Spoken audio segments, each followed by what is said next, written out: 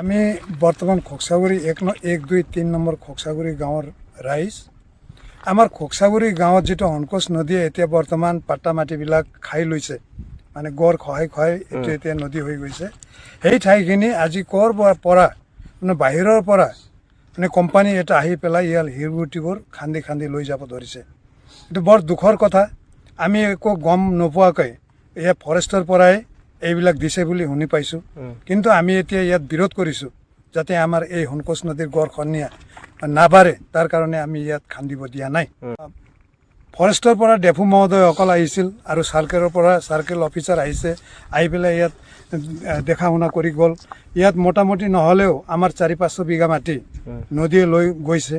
এই মাটিৰ বিনিময়ত যদি চৰকাৰে কিবা এটা আমাক ক্ষতিপূৰণ দিয়ে তেতিয়াহ'লে আমি ইয়াত খান্দিব দিওঁ, নহ'লে আমি চিৰদিনৰ কাৰণে খান্দিব নিদিম বুলি চৰকাৰৰ ওচৰত আমি এইটো গুহাৰি জনাইছোঁ। যদি বলপূৰ্বকভাৱে খান্দে তেতিয়াহ'লে ইয়াত যিমান JCB আহে, গাড়ী আহে, আমি জুই লগাই দিম। তাৰপিছত যদি কিবা গণ্ডগোল হয় আমাক চৰকাৰৰ ঘৰত লৈ যায়, আমি যাবলৈ সাজু আছোঁ। সদায় কিমানখন JCB থাকে ইয়াত? ইয়াত মোটামুটি নহ'লে 50ৰ বেছি JCB উপস্থিত থাকে। কি খান্দে ইহঁতে? এই শিলগুটি বালি এইবিলাক চব খান্দি খান্দি লৈ যায়, অবৈধভাৱে লৈ যায়। অবৈধভাৱে লৈ যায়, আমি নাজানো এইবিলাক। আমাৰ পৰা কোনো NOC লোৱা নাই। আপোনাৰ মাটিও খান্দিছে? আমাৰ মাটিও খান্দিছে। জনোৱা নাই আপোনাক?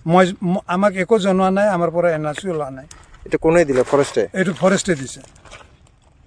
হৰেন্দ্ৰ নাৰ্জাৰী, এইখন গাঁৱৰে মই চৰকাৰী গাঁওবুঢ়া।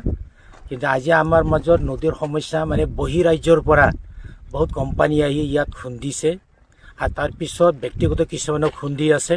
সেই ক্ষেত্ৰলৈ আমি আজি ৰাইজে দলে দলে ইয়াত আহি ডিপাৰ্টমেণ্টৰ বহুত আহিছে, ৰেঞ্জাৰ আহিছে, ডিএফঅ আহিছে, STC আহিছে আৰু বহুত ইফালে কৰ্তৃপক্ষ অহাৰ পিছত আমি বস্তু বহুত ইয়াত বহি চিন্তা কৰি আলোচনা কৰিলোঁ যাতে এইখন ৰাজ্যৰ অঞ্চলৰ কাৰণে নদীটো বিৰাট ডাঙৰ এটা ভয়ংকৰ। চাৰ্কেল অফিচাৰকো মাতিছোঁ, মণ্ডল আহিছে, কিন্তু মেপ হিচাপত মাটি পাট্টা হিচাপত উলিয়াটো বিৰাট কষ্ট। গতিকে সেইকাৰণে সিহঁতে কেনেকৈ কাগজ পাতি দিছে, তাৰপিছত এতিয়া ঠিকাদাৰো লৈছে, কাম চলি আছে। কিন্তু আমি ভয়ংকৰ ক্ষেত্ৰত দেখাৰ ফলত ৰাইজে দলে দলে আহি সেইটো আমি মানা কৰিবলৈ বাধ্য হৈছোঁ। কিন্তু আমি সেইকাৰণে এইটো চৰকাৰৰ ওচৰত দাবী কৰিছোঁ, আজি আলোচনাত সিদ্ধান্ত হ'ল, উপনীত হ'ল যে এইখন ৰাজ্যত ভাল চিন্তা কৰি পাট্টা মাটি ঠিকমতে উলিয়াই যাতে যাতে ক্ষতি নহয়, যাতে ইয়াত এইখন মাটি এই অঞ্চলৰ মানুহবিলাকে দুখীয়া গৰীব বিভিন্ন জনগোষ্ঠীৰ মানুহবিলাকে ইয়াত বসবাস কৰি আছে, তেখেতসকলৰ যাতে ভৱিষ্যত ল'ৰা ছোৱালী প্ৰজন্ম যাতে নষ্ট নহয়। গতিকে সেইকাৰণে আমি আজি এইটো এটা আলোচনা কৰিছোঁ আৰু মোৰো গাঁৱৰে এই যে হিচাপত মোৰো দুখ লাগিছে, মোৰো লগত কোনো আলোচনা নথকাৰ কাৰণে আজি আমি ৰাইজকো গালি দিছোঁ, ডিপাৰ্টমেণ্টকো অলপ ক'লোঁ যাতে আমি যাতে পৰস্পৰি মিলা প্ৰীতিৰ মাজত যাতে আমাৰ এইবিলাক সমস্যাবিলাক যাতে দূৰী কৰোঁ। বিঘাৰ অলপ লেচা কাটা অলপ বেছি আছে, এতিয়া পানীত প্ৰায় 200-300 বিঘা মাটি এতিয়া পানী হৈ আছে, নদীও লৈ গৈছে। আৰু ইয়াত ইৰিগেশ্যনৰ যদি প্ৰডাকশ্যনৰ ব্যৱস্থা নহয়, যদি স্কিম নাহে, তেনেহ'লে ভৱিষ্যত এই জাগাটো এই অঞ্চলটো আপটো জাৰাগুৰি ষ্টেডিয়াম আছে, কলেজ আছে, গোবিন্দ কলেজ, বজাৰ আছে, ব্লেক টপিং, সেইবিলাক বস্তু একদম ধ্বংসৰ ফালে ভয়ংকৰ এতিয়া ৰূপ লৈছে। মানে খনন চলিছে, শিল বালি লোৱা, সেইটো হ'লে আপোনাৰ কি ক্ষতি হ'ব পাৰে? এইটো ক্ষতি খনন হ'লে কি মানে বস্তুটো নদী একদম ঘৰৰ ফালে এইফালে আচল মাটিবিলাক মানে খহনীয়া হৈ যায়। গতিকে এইটো affected area, flood affected area. গতিকে চৰকাৰেও জানে আমি ইয়াত বহুত জৰুৰীলা অৱস্থাতে আছে এতিয়া বৰ্তমান। গতিকে আমাৰ এইটো মানে নদীটো খান্দিলে বহুত ক্ষতি হ'ব আৰু ৰাইজৰ মানে ভৱিষ্যতটো মানে নাইকিয়া হৈ মানে শিল বালি খনন কৰি আছে, হয় নেকি? হয়, এইটো চব যিবিলাক খনন কৰিছে চব পাট্টা মাটি মানে ইফালে ডিপাৰ্টমেণ্টও মানে বুজা মেলা নকৰাকৈ সিহঁতে কিবা এটা কাগজ লিখি দিছে, প্ৰমাণ দিছে, কিন্তু অপৰমলে সেইটোৱে মানে যোগাযোগ কৰি সিহঁতে মানে অৰ্ডাৰ পাৰ্মিশ্যন লৈ কাম কৰি আছে। গতিকে আমি সেইটো চৰকাৰৰ পৰা যিটো মানা কৰিছোঁ ৰাইজৰ পৰা, যাতে ৰাইজৰ যিটো মানা অনুৰোধ আবেদন সেইটো যাতে চৰকাৰে সুনজৰ ৰাখি আৰু পুৰা তদন্ত কৰি যাতে ৰাইজৰ মংগলটোক যাতে উপকাৰ কৰে, সেইটো মই আমি চৰকাৰৰ ওচৰত মানে অনুरोध करिसो प्रार्थना। हम अभी 1 नंग खोकसागुड़ी से बात कर रहे हैं। ये अभी जो लफड़ा झगड़ा जो हो रहा है, जो JCB वगैरह चल रहा है, इसलिए सब यहाँ गांव के आदमी आए हैं।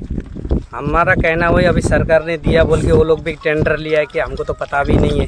हमारा कहना क्या है, सरकार अगर हमको देख कहीं भी रुकाने के लिए जगह देंगे वो करने, तो हमारा तो घर भी खोद के लेके जाए, कोई हमको दिक्कत नहीं है।